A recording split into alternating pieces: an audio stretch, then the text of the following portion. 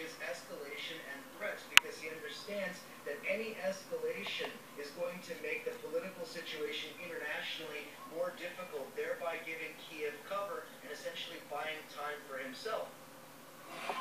Car airbags that could explode at any time have prompted the biggest product recall in US history. Now, almost 34 million vehicles have to be returned to their manufacturers to get it sorted, and fast. RT.com tells you which cars to look out for, which makes. Also there, how staff at France's Charlie Hebdo magazine are locked into a dispute over what to do with 30 million euros in donations they received after the German massacre. Most passenger trains in Germany have stopped running indefinitely. That's as train drivers have gone on strike over pay and working conditions with no end date in sight. Well, this is the latest in a wave of stoppages spanning all major German industries, as RT Peter Oliver reports.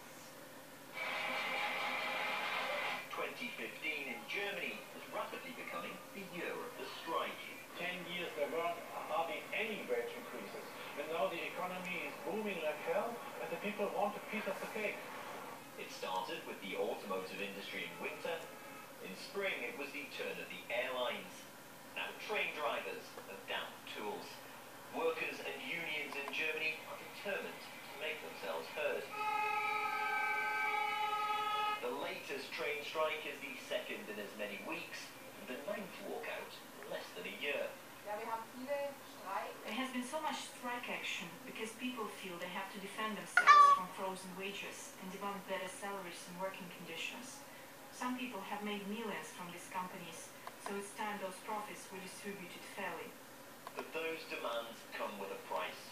The previous week-long strike by the train drivers union, demanding a 5% wage hike and shorter working hours, cost Deutsche Bahn, the German rail operator, around €750 million, which doesn't bode well for the latest walkout.